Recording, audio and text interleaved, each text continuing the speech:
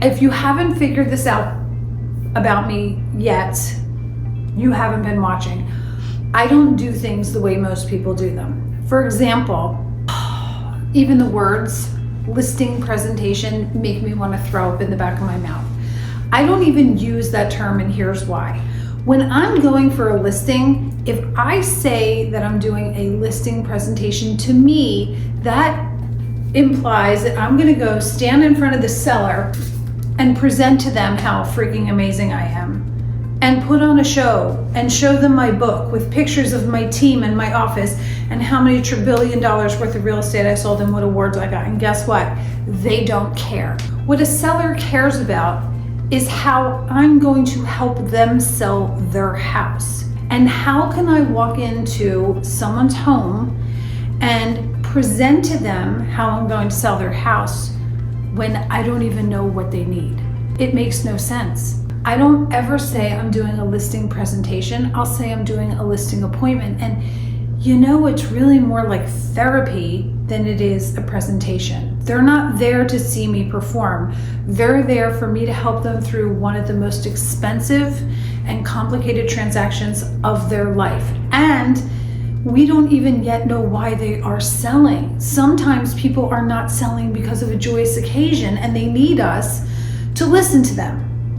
Maybe they're moving and they have to time it precisely when the kids get out of school or when the new job starts, or they have to buy one property and sell another property, and it's complicated. So if I walk into a listing appointment with the idea of presenting and selling myself about how amazing I am, I'm missing the most important person in the room, and that's the seller. The key I can give to having a successful listing appointment is, first of all, do business with people that already know, like, and trust you. If you find your potential sellers organically because someone you know referred them to you, or because it's a human that you already have a connection with, you already have created that know, like, and trust factor, and you are way ahead of all the competition. In fact, there probably won't be any competition because they already know, like, and trust you.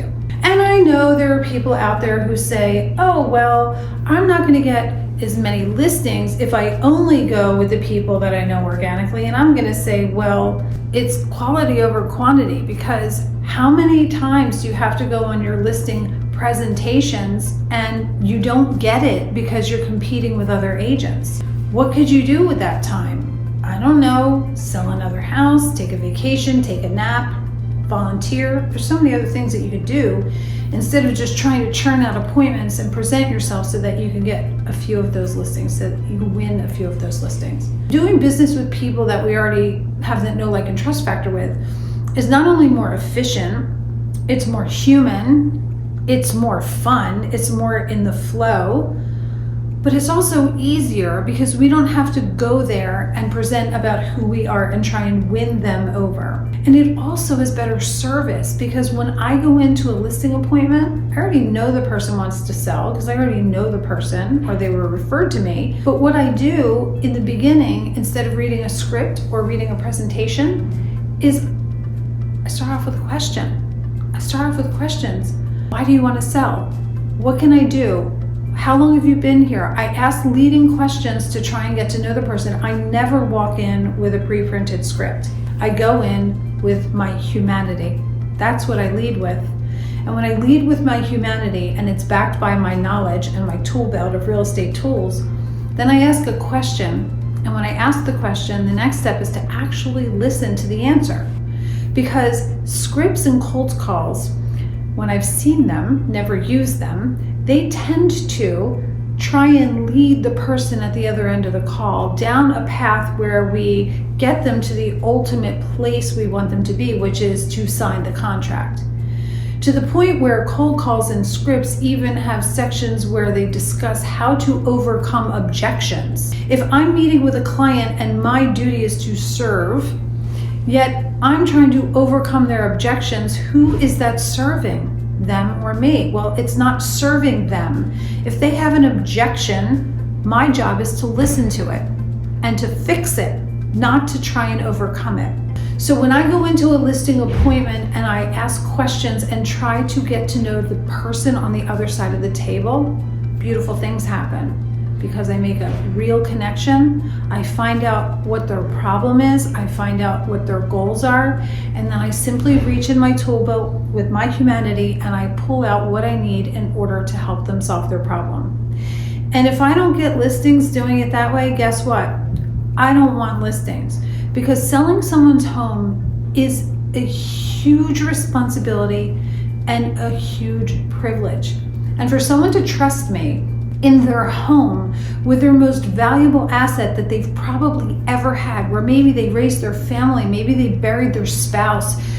It's the place where their life is, behind doors. It's home, it's refuge. And if they're gonna trust me to help them through this transaction and sell their property, I wanna be connected to them as a human. And if they don't feel it's the right fit, they should be with the person who's the right person for them. I'm never going to tell somebody that I need to overcome their objections and talk them into working with me. So in all these years, I've only lost one listing that I went on an appointment with and never had anything blow up. And that's not because I'm winning every listing appointment. It's because I do business with people that I already know, like, and trust, and who already know, like, and trust me. And so when I'm led first by humanity and relationships, my life just becomes easier, and it can be that way for you as well. There is an alternative to getting in front of someone and presenting who you are that for most of us, it just feels so icky to turn it on about us when we know what we're really there to do is to solve a problem for our seller. And that's sell their house in the most humane, supportive, fastest, best price way that we possibly can. And so if you stop listening to all the noise of the people that are out there telling you to pound your chest and be the best and read this script and overcome this objection and get your book together of all your pictures, like, nobody cares what your office looks like. They just don't care. They care about what you can do for them. So think about being client focused first, what you can do for your client. And when you are led by that, it always feels easy and you're going to close more deals, I promise you.